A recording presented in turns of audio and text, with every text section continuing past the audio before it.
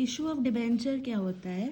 Debenture means जब company लोगों से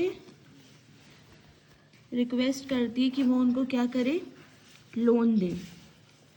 तो जो ये पब्लिक उनको लोन देती है वो क्या कहलाता है? डिबेंचर्स। ठीक है, तो जो लोन पब्लिक कंपनी को देती है दैट इज डिबेंचर्स। अब डिबेंचर्स क्या होते हैं? इशू ऑफ डिबेंचर समझ में आ गया क्या है? कि कंपनी क्या करती है, जनरल पब्लिक से रिक्वेस्ट करती है कि वो उनको पैसे दे एज एन लोन। तो जो जनरल पब्लिक है वो लोन देती है कंपनी को, दैट इज डिबेंचर। ठीक है, अब रिडम्पशन ऑफ डिबेंचर क्या होता है? रिडम्पशन मीन्स की पेमेंट, जो पैसा कंपनी वापस जनरल पब्लिक को दे दे। जैसे कि हम लोग बैंक से लोन लेते हैं,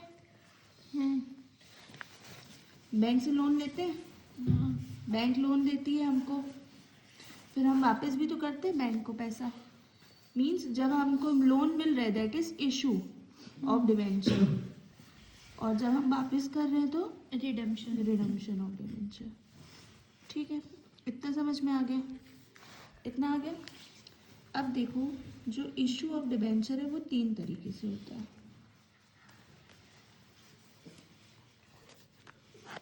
पहला होता है तो इशू होता है किससे किससे हम लेते हैं? एट पब्लिक, पब्लिक से लेते हैं, वेंडर्स से लेते हैं फॉर कंसिडरेशन अदर देन,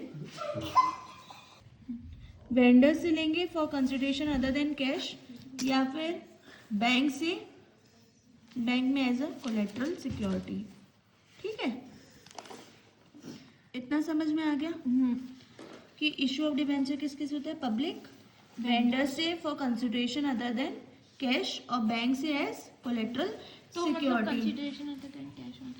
यानी कि कोई भी मतलब वेंडर से, यानी कि मान लो कि मेरे को तुमसे पैसे लेने हैं, तो या फिर मुझे तुमको पैसे देने हैं, तो मैंने तुमको डिबेंचर इशू कर दिए कि यार मैं पैसे तो है नहीं, तुम डिबेंचर्स तुमको इशू कर देती हो, तुम उसके कैश के बदले डिबेंचर्स, इसीलिए डिबेंचर होता है। और बैंक कैसे? कोलेट्रल सिक्योरिटी, यानी बैंक से। अभी अपन ये 2 टॉपिक पढ़ेंगे। अभी अपन आज जो पढ़ेंगे वो है, देखते रहना रिकॉर्ड सही है, issue of debenture to public.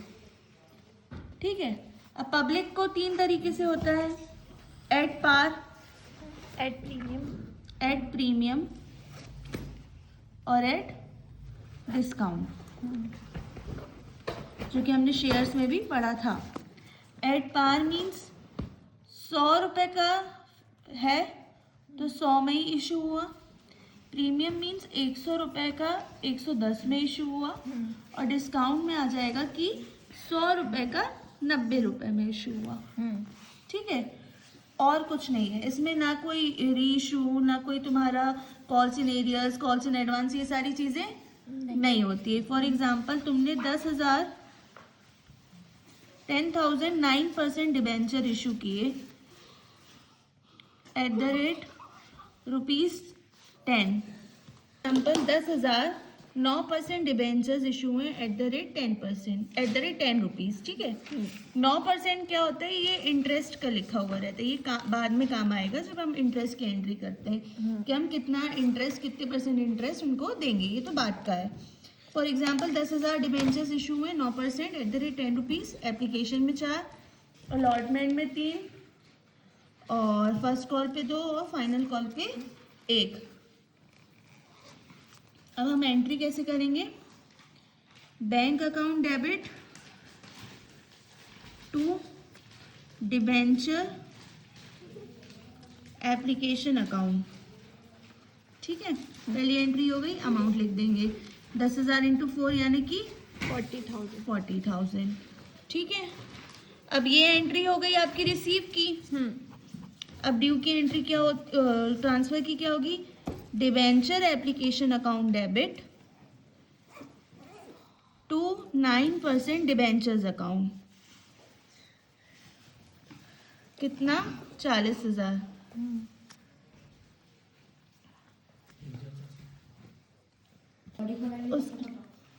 उसके बाद नेक्स्ट एंट्री क्या होगी? ड्यू की। क्या ड्यू करेंगे? Allotment, debenture allotment account debit to 9% debenture account. 3 into 10,000 कितना हो गया? 30,000। सेम एंट्रीज है, कुछ नया नहीं है। फिर अब होगी रिसीव की, bank account debit to debenture allotment account. कितना आ गया? 30,000। ठीक है। अब क्या आएगा? First call. एंट्री क्या होगी? Debenture first call account debit to 9% debentures account. to 9% debentures account. Very good. 9% debentures account कितना? 2 into 10,000 यानी कि 20,000. अब क्या करेंगे? रिसीव की एंट्री। रिसीव की एंट्री क्या होगी? Bank account debit to 9 first call debentures account. कितना आ गया? 20,000. 20,000। ठीक है। अब सेकेंड कॉल ड्यू की, फिर सेकेंड और फाइनल का call debenture account debit To 9% debentures account. To 9% debentures account. कितना आ गया? कितना है? 1 इंटू 10,000 यानी 10,000. सेकेंड और final call debenture account debit to 9% debentures 10,000 आ गया। अब इसकी ट्रांसफर की, bank account debit To To second and final call debentures account. Second and final call debentures account. कितना हो गया? 10,000. 10,000। सिर्फ इतनी एंट्रीज होंगी अभी फिलहाल। तो इसी के और क्वेश्चंस, इलस्ट्रेशंस और बेसिक प्रैक्टिकल क्वेश्चन सॉल्व करो।